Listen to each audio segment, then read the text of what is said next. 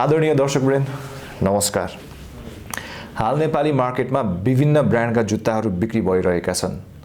जुत्ताहरूको productions र सेल्समा कतिका सङ्घर्ष छन्, यसमा भएका उतार चढावमा केन्द्रित आजको संवादमा द फ्रन्टलाइन शोको अतिथि हुनुहुन्छ शिखर सुजका managing director Ramkrishna Prasai. Ramkrishna sir, welcome to the frontline show. हजुर, धन्यवाद हजुर, तपाईँको लोकप्रिय कार्यक्रममा बोलाइदिनु हो। Thank you sir. Ramkrishna sir, Shikhar shoes एउटा इतिहास बोकेको ब्रान्ड, सायद 2 दशक, अब लगभग 3 दशकमा खुट्टा पाइदा टेकिसकेको छ यसले। यो शिखर सुज भनेर ब्रान्ड इस्टाब्लिसमेन्ट गर्नको लागि कतिको मेहनत कसरत गर्नु पर्यो, सङ्घर्ष कतिको गर्नु पर्यो? अब यो यस्तो हो, तपाईँको सबै कुराहरू अनुकूल मिल्यो एकदम छिटो एचिभमेन्ट आउँछ। अब अनुकूल भएन, तपाईँले जति मेहनत गरे पनि त्यसले रिजल्ट आउँदैन। अब यो मामलामा चाहिँ हामीले आफूलाई एकदम लक्की किन मान्छौँ भने त्यो एउटा ब्रान्ड बन्नको लागि जुन टिमले जुन सहयोग गर्नुपर्ने थियो अथवा जुन किसिमको सहयोग हामीले पायौँ त्यो हिसाबले चाहिँ हामी आफूलाई लक्की मान्छौँ र एकदम छोटो समयमा अत्यन्तै लोकप्रिय अथवा राम्रो ब्रान्ड स्थापित भयो भन्ने हामीलाई लाग्छ र आम मान्छेहरूको पनि त्यही धारणा होला भन्ने हामीले चाहिँ अनुमान गर्छौँ। होइन, शिखर सुज भनेर जसरी फेमस भयो, जसरी पपुलर भयो, जसको मान्छेको मन मस्तिष्कमा यसले जरा गाड्न सक्यो, अहिले पनि उस्तै छ।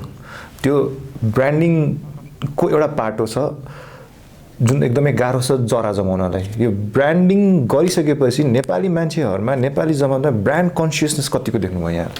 यो तपाईँको कस्तो हुन्छ भने त्यो ब्रान्ड कन्सियसनेस चाहिँ धेरै कुराहरू प्रोडक्ट वाइज पनि हुन्छ। लक्किली हामी चाहिँ त्यो ब्रान्ड कन्सियसनेस प्रोडक्टमै पर्छौँ र जनरली हाम्रो ब्रान्डलाई टिभीमै हेरेको भरमा गरेकै भरमा एकैचोटि मान्छेले किन्ने होइन। किन्नलाई धेरै कसरत हुन्छ, त्यसको एभाइलेबिलिटी चाहियो, रिच पहुँच चाहियो, मनपर्ने डिजाइन चाहियो, कम्फर्टेबल चाहियो। त्यो सबै चिज भएपछि अनि मान्छेले छान्ने हो। र यो चाहिँ बेसिकल्ली कस्तो हुन्छ भने तपाईँको जो मान्छेले एकचोटि लगाएछ ऊ सेटिस्फाई भयो भने उसले अरूलाई पनि भन्छ अथवा उसले फेरि रिपिट गर्छ अनि त्यो प्रोडक्टको ब्रान्डको भ्यालु हुन्छ, राम्रो हुन्छ। भएन भने सर्टेन टाइमसम्म आउँछ, अब अलिकति मिडियाबाजी हुन्छ अथवा अलिकति प्रमोसनल हुन्छ अनि एक के रहेछ भने जस्तो हुन्छ, तर त्यो मान्छेले फिल गर्न नपाइकन आउट हुन्छ। तर हामी चाहिँ टेस्टेड नै भइसक्यौँ धेरै हदसम्म। हामीसँग लाखौँ सेटिस्फाइड कस्टमरहरू छ अनि अब त्यही किसिमको नेटवर्क छ, त्यही किसिमको प्रोडक्सन युनिट छ। त्यो हिसाबले गर्दाखेरि हामी चाहिँ आफूलाई यो मामलामा चाहिँ लक्की नै मान्छौँ। सर, नर्मली कस्तो हुँदो रहेछ, जस्तै अब 10 वर्षको एउटा दौरान हुन्छ, 20 वर्षको एउटा दौरान हुन्छ, यो भनेको एउटा जेनेरेसन ग्याप हो। त्यो जेनेरेसन ग्यापमा एउटा जेनेरेसनले चाहिँ शिखर सुज भनेर इस्टाब्लिस गरिसकेको हुन्छ, तर जुन नयाँ आउने भावी पुस्ताहरू हुन्छन् उनीहरूले शिखर सुज चिनाउनको लागि फेरि त्यही कसरत गर्नुपर्ने हुँदो रहेछ कि त्यो लेगेसीले क्यारी गरेर लैजाँदो रहेछ? केही हदसम्म चाहिँ अब जस्तो तपाईँको एकचोटि गरेर सधैँभरि हुने भए अहिले कोकाकोला अथवा पेप्सीले किन विज्ञापन गर्नु पर्थ्यो र होइन? तपाईँको त्यो मान्छेलाई अवेर गराइराख्नलाई उनीहरूलाई सुन्ने अथवा देखिने त भइरहनु नै पर्यो। त्यो बाहेक पनि जुन तपाईँले भनिरहनु भएको छ, हाम्रो प्रोडक्ट भनेको चाहिँ कस्तो भने अब एउटा एज ग्रुपले एक किसिमको खोज्छ, अर्को एज ग्रुपले अर्को किसिमको खोज्छ। फेसनेबल आइटम भयो, त्यो सबै त्यो एज ग्रुपलाई चाहिँ सेटिस्फाई गराउनु पर्ने हुन्छ। अब स्कुल पढ्न जाने विद्यार्थीको एक किसिमको टेस्ट हुन्छ, अब स्कुल क्रस गरेर कलेज पढ्ने जागिर खानुभन्दा पहिलाको विद्यार्थीको एक किसिमको फ्यासन ट्रेन्ड हुन्छ, त्यो क्याच गर्नु पऱ्यो। त्योभन्दा माथिको मान्छेको त्यो किसिमको फर्मल लाइफ सुरु हुन्छ, जागिर खाने अथवा बिजनेस गर्ने अथवा त्यो एउटा करियरिस्ट टाइममा। त्यस पछाडिको भनेको कम्फर्टेबल, अब पैसा जति परोस् अथवा जे होस् कम्फर्टेबल चाहियो, फेसन भनेको त्यस्तै हो भन्ने टाइपको हुन्छ। हामीसँग चाहिँ अब अहिले अब अलि म्याच्योर पनि भइसक्यो होइन ब्रान्ड। अब कतिपय एकदम म्याच्योर मान्छेले पनि हामी बच्चा हुँदाखेरि तपाईँको फलानु एड हेरेका थियौँ भन्छ, मलाई एकदम सरप्राइज लाग्छ होइन। अनि त्यो हिसाबले गर्दाखेरि अब अहिले हामीसँग चाहिँ सबै एज ग्रुपदेखि लिएर सबै सेगमेन्टमा प्रोडक्सन गरिराखेको छौँ र त्यो भएको भएर कुनै अब बच्चादेखिको बुढा मान्छेसम्मको लागि हामीसँग ब्रान्ड प्रोडक्ट्सहरू छन् भन्नुभयो यहाँले।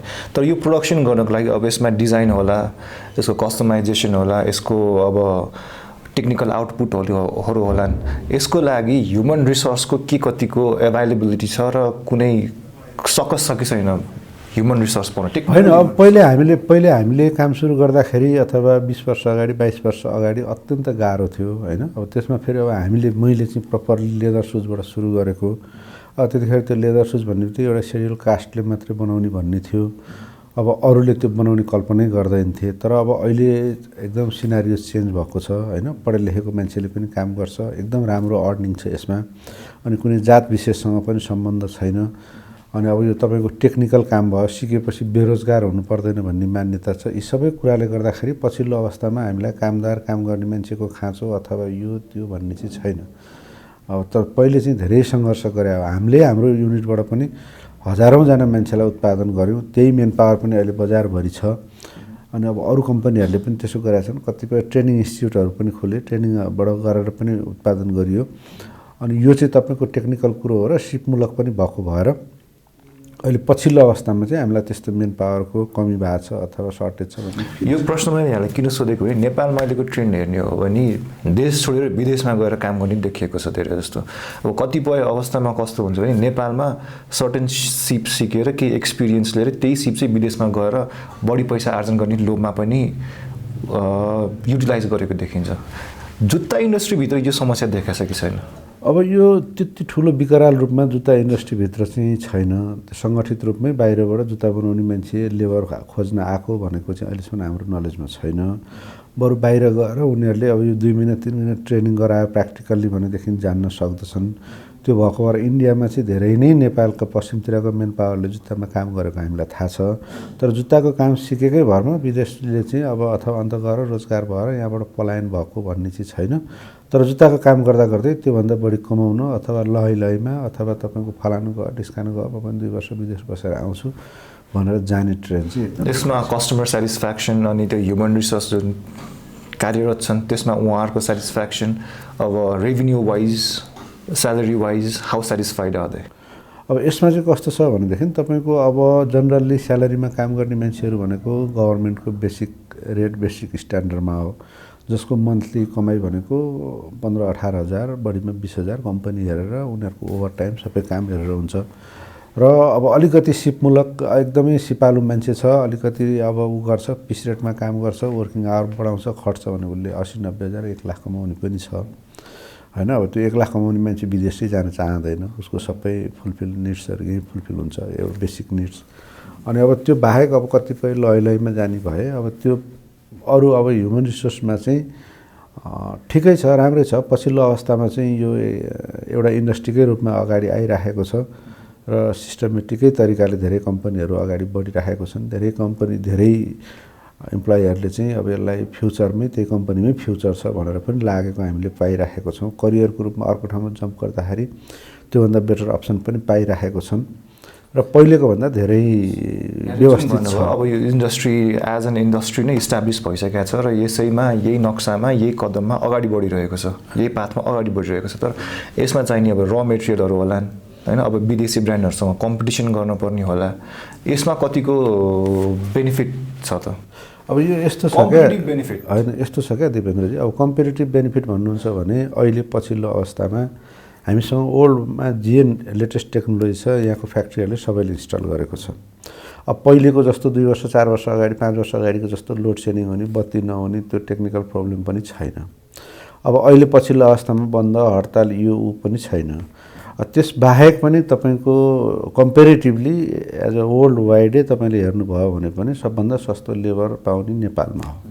र गभर्मेन्टले अलिकति पुस गर्यो, व्यवसायीहरू अहिलेकै जस्तो गरी प्रोफेसनल हुँदै गयो भने कुनै दिन नेपालबाट धेरै एक्सपोर्ट हुने चिजमा जुत्ता होला, जुत्ता हुन्छ भन्ने चाहिँ मेरो अहिलेसम्मको विश्वास हो होइन। अब त्यो बाटोमा चाहिँ गइरहेको छ। आजभन्दा 10 वर्ष 12 वर्ष अगाडि तपाईँहरूसँग अन्तर्वार्ता दिँदा हामीले के भन्थ्यौँ भने आयात प्रतिस्थापन गर्छौँ भन्थ्यौँ होइन। अब अहिले पछिल्लो अवस्थामा आयात प्रतिस्थापन हुन सक्छ भनेर राज्यले पनि मानिसक्यो। हामीले जे भन्यो त्यो किसिमको वातावरण बनाइरहेको छ। अब एक्सटर्नल वातावरणले गर्दाखेरि अहिले सिचुएसन अलिक धमिलो भइरहेको छ। एक्सटर्नल वातावरण भनेको चाहिँ कस्तो भने तपाईँ हाम्रो नियन्त्रणमा नभएको, अब कोभिड भयो यसलाई एक्सटर्नल भन्नु पऱ्यो नि होइन। अब त्यस्तो टाइपको अब 3-4-5 वर्षमा धेरै आयो नि त, तपाईँको त्यो भूकम्प आयो, नाकाबन्दी, नोटबन्दी, अब त्यसले असर गर्यो। त्यो टाइपको जुन एक्सटर्नलले गर्दाखेरि अहिले भइरहेको डिस्टर्ब भएको फिल भइरहेको छ। तर नत्र हो भने जनरल्ली अहिलेको अवस्थामा जस्तो तपाईँलाई डाटाकै हिसाब गर्ने हो भने पनि नेपालमा अहिले 15-18 करोड जोडी एनुअली जुत्ता बनाउन सक्ने इन्फ्रास्ट्रक्चर र मेसिन प्लान्ट इन्स्टल छ होइन। जबकि नेपालको खपत भनेको अहिलेसम्म हामीले 7-8 करोड जोडी मात्रै हो भनेर एजम्सन गरेको छौँ। भनेको हामी इमिडिएट सबै आयात बन्द गऱ्यो भने पनि मान्छेले जुत्ता लाउनु नपाउने भन्ने हुँदैन, नेपालकै जुत्ता लाउनु सफिसियन्ट छ। अनि अब त्यो हिसाबले गर्दाखेरि अब 2 वर्ष 4 वर्षभित्र त अभियसली हामीसँग एक्सपिरियन्स पनि छ, टेक्नोलोजी पनि छ, क्यापेसिटी त्यो भयो होइन। अहिले हाम्रो प्रोडक्सन कति छ त र एक्सपोर्टमा कति गइरहेछ? अब प्रोडक्सन चाहिँ मेरो विचारमा अहिलेको अवस्थामा 8-10 करोड जोडी 50% क्षमतामा होला भन्ने लाग्छ। त्यसमा द्याट मिन्स अझै पनि सबै इन्डस्ट्रीहरू आफ्नो फुल फेज प्रोडक्सनमा गइसकेका छैन। त्यसबाहेक तपाईँको अब एक्सपोर्ट भनेको 2-3 करोड जोडी जुत्ता जति हुन्छ होला एनुअल्ली र बाँकी 5-6 करोड भनेको यहीँ खपत हुन्छ। त्यो 5-6 करोड भनेको चाहिँ फेरि पनि हाम्रो खपत हुने भन्दा कम उत्पादन हो। अहिले पनि 8-9 करोड 10 करोड भनेको त्यो बाँकी 3-4 करोड चाहिँ आजको दिनमा पनि आयात हुन्छ। र योभन्दा अगाडि चाहिँ त्यो आयात किन भइरहेको थियो भने अन्डर इन्भोइसिङमा काम भइरहेको थियो, भन्सार पोइन्टमा चलखेल हुन्थ्यो, पारदर्शी थिएन। अनि अब कम मूल्याङ्कनमा भन्सार छुटाएर ल्याइन्थ्यो। अब अहिले पछिल्लो अवस्थामा चाहिँ त्यो बिन्दुमा अलिकति टाइट भएको भएर स्वदेशी उत्पादनमा चाहिँ अत्यन्त धेरै डिमान्ड भएको अनुभूति भइरहेको छ। र पछिल्लो अवस्थामा चाहिँ जो आयातकर्ताहरू हुन्छन्, इम्पोर्टरहरू हुन्छन्, उहाँहरू पनि इम्पोर्ट गर्नुभन्दा फ्याक्ट्री लगाउनलाई चाहिँ बढी बेनिफिट छ भनेर फ्याक्ट्री लगाउनपट्टि अथवा भएका फ्याक्ट्रीहरूमा जब वर्कमा काम गराउनको लागि उत्प्रेरित भएको हामीलाई अनुभव। हाम्रो नेपाली जुत्ता इन्डस्ट्रीमा अब जस्तै अहिले विदेशी ब्रान्डहरू छन्, जस्तै अब नाइक होलान्, एडिडास होलान्, पुमा होलान्, टिम्बरल्यान्ड होलान्, त्यसपछि अर्को आएर वुडल्यान्डहरू होलान्। यस्ता जुत्ताको जुन प्रोडक्टहरू छन् यिनीहरूले पनि विस्थापित गर्न सक्ने र कम्पिटिसन दिन सक्ने प्रोडक्ट हाम्रो नेपाली मार्केटमा सक्छ।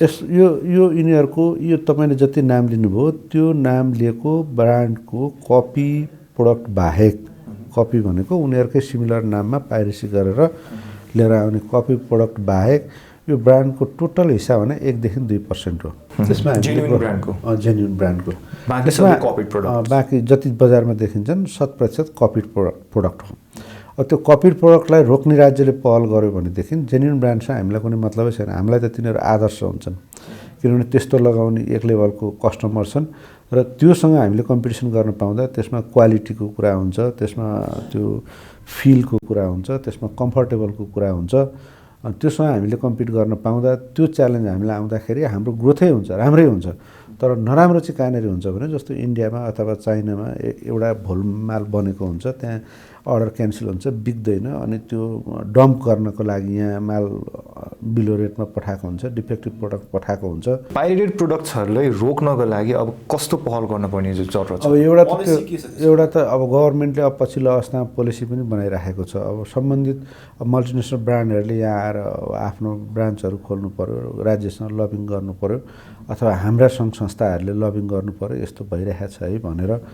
अनि अब त्यो बिस्तारै अवेर हुँदै गएपछि राज्यले पनि त्यसमा ध्यान दिन्छ र त्यो चाहिँ बिस्तारै रिजल्ट ओरिएन्टेड हुन्छ भन्ने लाग्छ। बाँकी अब यसमा जति पनि हाम्रो प्रोडक्सनहरू हुन्छन्, मैले अघि पनि यहाँले सोधेको थिएँ, त्योभन्दा अलिकति हामी डाइभर्ट भएर गयौँ। र मेटेरियल्सको कस्तो सप्लाई छ यहाँ नेपालमा? कतिको र मेटेरियल यस्तो हुन्छ क्या, अब तपाईँको कस्तो हुन्छ भने अब पहिले हाम्रो आजभन्दा 10 वर्ष अगाडि सोल र मेटेरियल थियो। सोल र मेटेरियल भनेको छ? सोल भनेको जुत्ता बनाउनलाई अप्पर चाहियो, सोल चाहियो होइन। त्यो मुनिबाट लगाउने तलुवा चाहिँ र मेटेरियल थियो, किनभने त्यो नेपालमा बन्दैन्थ्यो, त्यो पियुमा बन्दैन्थ्यो, रबरमा बन्दैन्थ्यो। अनि हामीले के गर्थ्यौँ, इन्डिया अथवा चाइनाबाट त्यो सोल लिएर आउँथ्यौँ। तर त्यो सोल बनाउने छुट्टै फ्याक्ट्री हुन्छ क्या। अब अहिले पछिल्लो अवस्थामा के डेभलपमेन्ट भएको छ भने त्यो सोल यहीँ बन्छ। अब त्यसलाई चाहिने लिक्विड अथवा त्यसलाई चाहिने पेट्रोलियम पदार्थको जुन बेसिक र मेटेरियल हुन्छ हो त्यो चाहिँ अहिले आयात हुन थालेको छ। अब इन्डियन अथवा चाइना अथवा कुनै पनि कन्ट्रीले त्यो जुन मेटेरियल आयात गरेर प्रडक्ट गरेर हामीलाई उनीहरूले तयारी माल बनाएर हामीलाई कच्चा पदार्थ सप्लाई गरिरहेका थिए। अब यहाँको इन्डस्ट्रीहरू त्यस्तो टाइपको कच्चा पदार्थ प्रोडक्सन गरेर पनि सस्टेन हुने अवस्थामा पुगे। भनेको जनरली जुन भ्यालु एड जुन हिसाबले बढिरहेको छ त्यो आत्मनिर्भर उन्मुख छ। अब कम्पिटिटिभ क्षमता बढेको छ, कम्पिटिसन त बढ्यो, सँगसँगै क्षमता पनि बढिरहेको छ क्या। त्यसरी बुझ्नु पर्यो। अनि त्यो हिसाबले गर्दाखेरि अब जस्तो तपाईँको अब अहिले अब रेक्जिन बाहिरबाट आयात गरिरहेका छौँ, कपडा बाहिरबाट आयात गरिरहेका छौँ। अब बिस्तारै अब यहाँ जति कपडा फ्याक्ट्रीहरू छन् तिनीहरूले जुत्तालाई चाहिने मेटेरियल चाहिँ त्यो टाइपको कपडा यहीँ उत्पादन गऱ्यो भने त्यो कपडा बनाउन चाहिने र मेटेरियल मात्रै आयात हुने भयो नि भनेको तपाईँको होइन त्यो अटोमेटिक हुँदै जाने हो क्या जस्तो सोल बनाउनको लागि तपाईँको सोल बनाउने फ्याक्ट्री मैले मात्रै चलाएँ भने मेरो मात्रै फ्याक्ट्री चल्यो भने वर्षमा मैले 10 लाख अथवा 50 लाख अथवा 1 करोडको सोल चलाउँछु मेसिनै 1 करोडको हुन्छ त्यो सस्टेनेबल भएन नि जब तपाईँले 10वटा कम्पनीले 10 करोडको चलाउँछ अनि त्यस पछाडि त्यो प्लान्टै लगाउनलाई सजिलो भयो नि बाहिरबाट भन्दा तपाईँको यहीँबाट बनाएको माल राम्रो पाइन्छ सस्तो पाइन्छ फास्ट पनि पाइन्छ भने एक महिना कुरेर किन बाहिरबाट ल्याउँछौँ हामीले हो त्यो चाहिँ त्यस्तो गरेर एकदम डेप्थमा जाँदैछ त्यो भनेको चाहिँ आफैमा एकदम मजबुत हो जरा बलियो जरा गाड्या हो भन्छन् नि जुन जरा तल जाँदैछ फुटवेयरमा चाहिँ जस्तै अब हामीले इन्डस्ट्री सेक्सनमा डिफ्रेन्ट इन्डस्ट्रीहरू देखेका छौँ अब फुटवेयरको मात्रै इन्डस्ट्रिज त्यसमा मात्रै डेडिकेटेड भएको इन्डस्ट्रियल एरिया हामीले भेट्छौँ कि भेट्दैनौँ त अब त्यो इन्डस्ट्री एरिया भनेको इन्डस्ट्रियल एरिया जस्ट फुटवेयरको लागि मात्रै डेडिकेटेड भएको अब अहिले चाहिँ तपाईँको पछिल्लो अवस्थामा फुटवेयर म्यानुफ्याक्चर एसोसिएसन अफ नेपालले उद्योग मन्त्रालयसँग मिलेर दक्षिण कालीमा एउटा फुटवेयर जोन भनेर त्यहाँको स्थानीय सरकारसँग नगरपालिका अनि वार्डसँग मिलेर एउटा एरिया 500-600 रोपनी जग्गाको फुटवेयर जोन बनाउने भनेर त्यसको परिकल्पनामा काम भइरहेको छ अब त्यो सक्सेस भयो भने त्यो अब जग्गा प्राप्तिको फेजमा छ अब उद्योग मन्त्रालयले 5-7 करोड कति 10 करोड बजेट पनि छुट्याइसकेको छ त्यो बाटोसाटो बनाउने पनि फेजमा छ तर जति प्राप्त हुनुपर्ने जति जग्गा किनिसक्नुपर्ने अब त्यो सबै भइराखेको छैन र जति उद्योगहरू त्यहाँ पुग्नुपर्ने जुन रेसियोमा जान्छन् अथवा गइन्छ भन्ने थियो अब त्यो रेसियोमा त्यो उद्योगहरूले चासो देखाइराखेको छैनन् अनि त्यो हिसाबले गर्दाखेरि अब त्यो अलिकति स्लो भएको छ तर त्यो जग्गा प्राप्तिकै फेजमा छ जग्गा प्राप्ति सिद्धेपछि त्यो कन्स्ट्रक्सन हुने होला अनि त्यसपछि इन्डस्ट्रीहरू लाग्न सुरु हुन्छ अब यसबाहेक अब जुन अघि यहाँले भन्नुभएको थियो जस्ट नेचुरल फेनोमेनन जसले सेल्स र ग्रोथमा अलिकति हिन्डर गर्न सक्छन् भनेर भन्नुभएको थियो अब पोस्ट कोभिड सेल्स कस्तो थियो ड्युरिङ द कोभिड त अब कुरै भएन अब अहिले प्री कोभिड कस्तो थियो र अहिले पोस्ट कोभिड कस्तो छ त अब यो चाहिँ कस्तो छ भने तपाईँको एकदमै राम्रोसँग ग्रोथ भइरहेको थियो कोभिड आउनुभन्दा पहिला हैन अब यो कोभिड आइसकेपछि चाहिँ एकदम तहस नहसै भयो हैन किनभने अब मान्छे हिँड्दै नहिँड्ने बाहिरै ननिस्किने घरमै बस्ने घरमा बसेपछि जुत्ता नलगाएपछि डिमान्ड नहुने त्यो एउटा कारण भयो अनि अर्को कारण चाहिँ अब मान्छे अलि बढी आतंकित भयो मान्छे अलि सेफ साइड हुन खोज्यो अनि जनरली मान्छेको जे जति आम्दानीमा खर्च गर्ने बजेट हुन्छ त्यो जुत्ता प्रायोरिटीमा परेन किन परेन भने हरेक मान्छेसँग 2 जोडी 3 जोडी 5 जोडी जुत्ता छ अब नयाँ लाउनलाई किन्ने ठाउँमा पनि जान सकेन हैन अब नयाँ लगाएर जानुपर्ने ठाउँमा ससुराली अथवा बिहे व्रतबन्ध पार्टी त्यसमा जानको लागि पनि उ जान सकेन र अनि उनले त्यो बजेटै क्यान्सल गर्यो अथवा जुत्ता लगाउने बजेट चाहिँ मास्कतिर खर्च गर्यो सेनिटाइजरतिर खर्च गर्यो र डिमान्डै भएन बिजनेसै भएन एकदमै त्यो स्लो भयो हैन भयंकर अवस्था भयो त्यसमा पनि जनरली जुन हुन्छ नि मजदुर क्लासको मान्छेले लगाउने बेसिक क्लासको मान्छेले लगाउने एक जोडी चप्पल मात्रै लगाउने त्यो काँडा बित्छ कि सिसा बित्छ कि भनेर खुट्टाको सेफ्टीको लागि लगाउने तिनीहरूको त 3 महिना या 4 महिना या 6 महिना पछि त त्यो त च्यातिन्छ हो त्यो रेन्ज चाहिँ प्रोडक्ट एक टाइममा एकदम धेरै हाई डिमान्ड पनि भयो र त्यो चाहिँ अहिले नर्मलाइज भइसक्यो त्यो बाहेकको जनरल हुन्छ नि जस्तो पार्टी सुज भयो स्पोर्ट्स सुज भयो मर्निङ वाकको सुज भयो अनि अब जुन क्याजुअल सुजहरू हुन्छ त्यस्तो टाइपको चाहिँ अहिले पनि डिमान्ड क्रिएट भइसकेको छैन तर हामीलाई के विश्वास छ भने अब यो कोभिडबाट मान्छे फ्री भएपछि एकपल्ट अत्यन्त वात्तै डिमान्ड बढ्छ भन्ने लाग्छ जस्तो तपाईको अब अहिले तिहार पछाडिबाट स्कुल खोल्ने भनेर घोषणा भयो अहिले हामीसँग बच्चाको जुत्ताको थेगिन नसक्नु डिमान्ड छ हैन अब किनभने अब 2 वर्ष 1.5 वर्ष 3 वर्षमा त कुनै पनि बच्चाले यदि उसको दाइको जुत्ता भाइले लगायो दिदीको जुत्ता बहिनीले लगायो भने भिन्ने कुरा त्यही खुट्टामा त पस्दैन उनीहरुको त 6 महिनामा साइज चेन्ज गरेर लगाउनु पर्ने हुन्छ अनि अहिले बच्चाको जुत्ताको चाहिँ अत्यन्त धेरै डिमान्ड छ अब त्यस्तै गरेर सर्टेन टाइम पछाडी जब मान्छेहरु फ्री हुन थाल्छ अनि अरु पनि डिमान्ड हुन्छ भन्ने हामी विश्वासमा छौं जुन भयो कोभिडको कारणले एकदमै भयावह अवस्था थियो भयंकरै अवस्था थियो भन्नुभयो अब जुत्ता इन्डस्ट्री हो जुत्ता इन्डस्ट्री त्यो इन्डस्ट्री भित्र लोन होलान् अब रेमुनरेसनहरु होलान् ब्याङ्कले तिर्नुपर्ने होला। यसबाट गभर्मेन्टले यहाँलाई कतिको साथ दियो? गभर्मेन्टले जुन पोलिसीहरू लिएर आयो कोभिडलाई दिएर त्यो जनरली उद्योग व्यवसायीको हितकै अनुकूल थियो।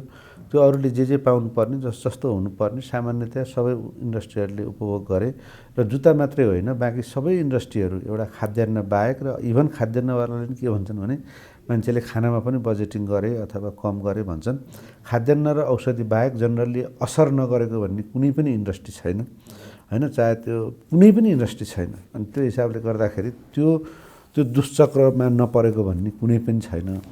त्यसमा अरूले जे पाए जुन पेनीको गर्नु पर्यो। अब जुत्ताको पनि त्यही अवस्था हो। त्यसमा जुत्ता भनेर स्पेसल गभर्मेन्टले केही दिएको पनि छैन, जुत्ता भनेर यसलाई हटाउनुपर्छ भनेको पनि छैन। अति प्रभावित क्षेत्रमा राखेरै ट्रिट गरेको हो पहिले पनि। पछिल्लो मौद्रिक नीतिमा पनि त्यो आएको भएको भएर त्यसमा हामीलाई राज्यसँग गभर्मेन्टसँग त्यति ठुलो गुनासो केही पनि छैन र हाम्रै लागि मात्र स्पेसल हुनुपर्छ भन्ने अनुरोध पनि छैन। त्यसबाहेक अब अर्को कुरा गरौँ, नेपालमा जेनरली जुत्तामा हाई डिमान्ड चाहिँ कसको हुन्छ? बच्चाको हुन्छ कि टिनेजर्सको हुन्छ कि अलि ओल्ड एजका हुन्छन् कि कुन चाहिँ एज ग्रुपको चाहिँ हाई डिमान्ड हुन्छ? कस्तो हुन्छ भने फेसनको रूपमा लगाउने मिडियम एजको भर्खर पैसा कमाउन थालेको अथवा बाउको पैसा खर्च गर्ने तिनीहरू चाहिँ बजेटिङ हेर्दैनन्, फेसन मात्रै हेर्छन्। नत्र जनरल उस्तै हो। अब बच्चाको स्कुलको जुत्ता 5-6 महिना बढीमा 1 वर्षमा चेन्ज गर्नु परिहाल्यो। अरू मानिसहरूले पनि 1 वर्षमा 2 वर्षमा चेन्ज गर्नु परिहाल्यो। तर अलिकति तपाईँको अलि कमाउनु पर्ने, खर्च बचत गर्नुपर्ने अनि आफ्नो कमाएको पैसाले किन्नुपर्ने एज ग्रुपको प्रोडक्टमा चाहिँ अलि मान्छेले कन्सियस बढी हुने, वारेन्टी खोज्ने, ग्यारेन्टी खोज्ने, कति टिक्छ भन्ने हुन्छ। त्यो 25-30 वर्षदेखि लिएर 40-45-50 वर्षसम्म लगाउने मान्छेले त्यो बाहेकको भनेको सिमिलरै हो, ठिकै हो। तर अहिले जेनरली नेपाली मार्केटमा हेर्दा विदेशी प्रोडक्ट भन्दा नेपाली प्रोडक्टपट्टि माया वा समर्पण झल्केको देखिन्छ। हेऱ्यो उस्तै लाग्छ, लगायो बराबरी छ, अनि किन विदेशी लगाउने? त्यो च्यानल धेरै छ नि, त्यहाँ प्रोडक्सन हुनु पऱ्यो, त्यसपछि त्यहाँबाट होलसेलरले यहाँको होलसेलरलाई बेच्नु पऱ्यो, स्टकिस्टलाई बेच्नु पऱ्यो, भन्सार गर्नु पऱ्यो। यहाँ लिएर आइन्जेलसम्म त्यो प्राइस त धेरै बढी हुन्छ नि। अब पहिले हामीसँग टेक्नोलोजी थिएन, उनीहरूले हेर्ने लुक्सै फरक हुन्थ्यो, डिजाइनै फरक हुन्थ्यो। अब अहिले पछिल्लो अवस्थामा चाहिँ कस्तो छ भने त्यही टेक्नोलोजी हामीले पनि ल्याएको छौँ भनेपछि त्यो क्वालिटीमा पनि केही फरक छैन, लुक्समा पनि फरक छैन, प्राइसमा चाहिँ एकदम असामान्य फरक छ भने किन मान्छेले वायात खर्च गर्छ? त्यसबाहेक अब हामी विदेशमा गएर इस्टाब्लिस्ड हुने गयो त मानौँ कि न्युयोर्क सिटीको कुनै पनि एउटा ठाउँमा गल्लीमा शिखर सुजको हामीले स्टोर गरेर देख्ने त होइन। अब त्यो न्युयोर्क सिटीकै भन्ने चाहिँ त्यो एकदमै लम्बे प्रोसेस हो होइन। तर जनरल्ली तपाईँको नेपालीहरू जो खाडीमा गएर बस्छ अथवा अस्ट्रेलियामा बस्छ अथवा मलेसियामा बस्छ, जहाँ नेपालीहरूको बाहुल्य किन जाने ठाउँ छ, त्यो ठाउँमा त जहिले अहिले हामीले गऱ्यौँ भने अहिले स्थापित हुन्छ। त्यति लोक हामी किन भइरहेको छैन त त्यसो? एडिडासले नाइकले आएर नेपालमा सोरुम खोल्न सक्दैन, शिखर सुजले गएर दुबईमा लन्डनमा किन खोल्न? त्यस्तो नसक्ने भन्ने छैन, तर अब त्यो बिस्तारै एकैचोटि हुने कुरो भएन। अब यही हामीले फुलफिल गर्न सकिरहेको छैनौँ।